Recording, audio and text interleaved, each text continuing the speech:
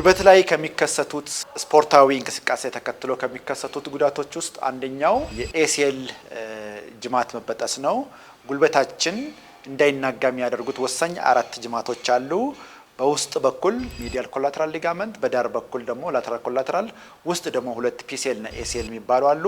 ይሄ ኤሲኤል ከጉልበታችን በታች ያለው አጥንታችን ወደፊት እንዳይንሸራተት የሚያደርግ ወሳኝ ጅማት ነው። ብዙ ጊዜ ስፖርትን ተከትሎ ይሄ ኤሲኤል ሊበጠስ ይችላል።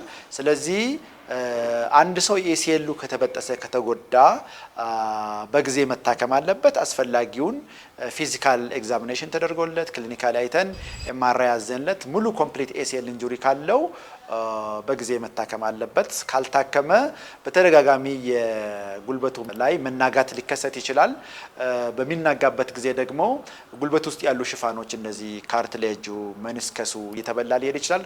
ወይ ደግሞ በተደጋጋሚ በሚለጠጥበት ጊዜ ሌሎቹ ጤነኛ የሆኑት ጅማቶቹ እየተለጠጡ ላክሲቲ ወይ ደግሞ ኢንስቴቢሊቲ ሊያስከትሉ ስለሚችሉና ታካሚው ኮምፕሊት ኤሲኤል ኢንጁሪ ካለው እንቅስቃሴ ከማድረግ ራሳቸውን ይገድቡና ኮንፊደንስ ስለሚያጡ እንቅስቃሴያቸው ላይ ከፍተኛ የሆነ ተጽዕኖ ስለሚያሳድር አንድ ሰው ስፖርትን ተከትሎ ኢንጁሪ ከደረሰበት በጊዜ ኤሲኤል ኢንጁሪ መኖሩ መረጋገጥ አለበት። ከተረጋገጠ ደግሞ ኮምፕሊት ቲር ከተባለ በጊዜ መታከም እንደሚያስፈልጋቸው ለማስተላለፍ ነው።